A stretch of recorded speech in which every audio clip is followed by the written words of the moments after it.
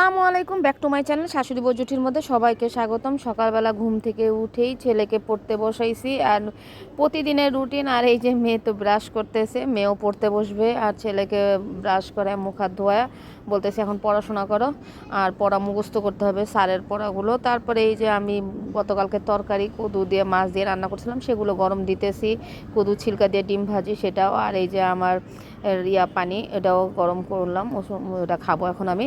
তারপরে এই যে গিলা কলিজা আর পরাটা ছেলে মেয়ের বাবা নিয়ে আসছে নাস্তা সকালের, আর আমি এখন ওই যে আমার ডায়েট করার ইয়েটা খেয়ে নিলাম। আর মেয়েকে বলতেছি যাও নাস্তা করো, তো মেয়ে নাস্তা করবে না, যেহেতু গিলা কলিজার পরোটা দেখেছে সেজন্য খাবে না। আর আমি বলতেছি ঠিক আছে আমি বাকুরখানি দিয়ে চা দিয়ে খাই, তো আমি এই যে বাকুরখানি দিয়ে চা দিয়ে খাচ্ছি, আর মেয়ে নাস্তা করবে না। তারপরে এই যে ছেলে পড়তেছে, মেয়েও পড়তেছে, রাগ করে এই যে দেখেন রাগ করে এই ঘরে বসে আছে। আমি বলতেছি নাস্তা করতে, নাস্তা খাবেই না খাবেই না। যাই হোক, এই যে সকাল সকাল খুব সুন্দর একটা ঝলমলে রোদ, আর আমি এই যে চা খাচ্ছি, অনেক সুন্দর একটা রোদ উঠেছে। আর এই যে হঠাৎ করে দেখি ছেলে মেয়ের বাবা আবার কী নিয়ে আসলো, এটা আপনাদের সাথেও শেয়ার করি। আর এমন করে এত সুন্দর করে প্যাকেট করে দিয়েছে, যেখানে কাজ করে যে সাইটে ওনার ইয়া থেকে গ্রাম থেকে আচার বানাইছে, সেটা নিয়ে আসছে।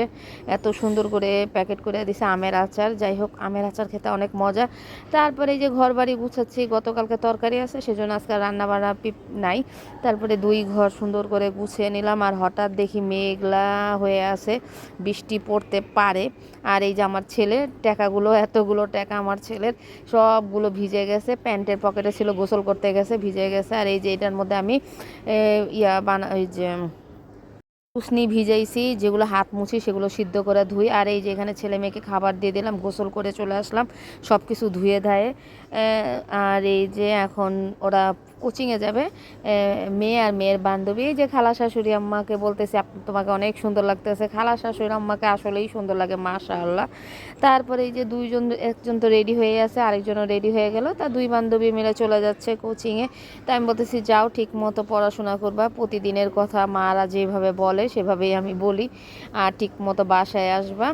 যাই হোক, ওরা চলে যাচ্ছে, আর আমি তো এই যে খাবারটা খেয়ে ছাদে আসি। বিকেলের ওয়েদারটা খুবই সুন্দর, আর ওই যে ওরা যাচ্ছে, সাথে আরেক বান্ধবী যুক্ত হয়ে গেছে, তিনজন মিলে যাচ্ছে, তিনজনকে টাটা দিয়ে দিলাম, যাও আল্লাহ হাফেজ। তারপরে মসুরের ডালগুলো ভিজাইছিলাম, সেটা আর দুপুরবেলা বাটি নেই, এখন বাটবো, বেটে রেখে দিব, গতকালকে বড়া বানাবো। আর কাঁচা হলুদও একটু বেটে নিলাম, কাঁচা হলুদ যেহেতু আছে। আর এই যে বড়া আর এই যে কাঁচা হলুদটা সব আমি এখন ফ্রিজে রেখে দিব, আজকে আর কোনো কিছুই করব না, যেহেতু এখন সন্ধ্যা প্রায়। আর সন্ধ্যাবেলায় ছেলেকে পড়তে বসাইছি, আর সন্ধ্যার নাস্তা আনতে যাব, ছেলেকে বলছি তুমি পড়ো, আমি সন্ধ্যার নাস্তাটা নিয়ে আসি। তারপরে এই যে সন্ধ্যার নাস্তা নিয়ে আসলাম, পুরি বেগুনি হালিম। তো বেগুনি খাওয়ার লেগে আমার ছেলে কারাকারি করতেছে, আর আমি সাথে গুলগুলো আনছি, তা দুই ভাই বোন এরকমই করে, ঝগড়া করে করে, তারপরে আবার মিল হয়ে যায়। আসলে ভাই বোনের ভালোবাসা এরকমই হয়। তারপরে এই যে আমি গুলগুলা তো অনেক পছন্দ, আমি গুলগুলা খাচ্ছি, আর এই যে ওরা খেয়ে নিছে নাস্তাটা, এখন পড়তে বসেছে। আর ব্লগটা কেমন হয়েছে সবাই জানাবেন, লাইক কমেন্ট শেয়ার করবেন। আল্লাহ হাফেজ।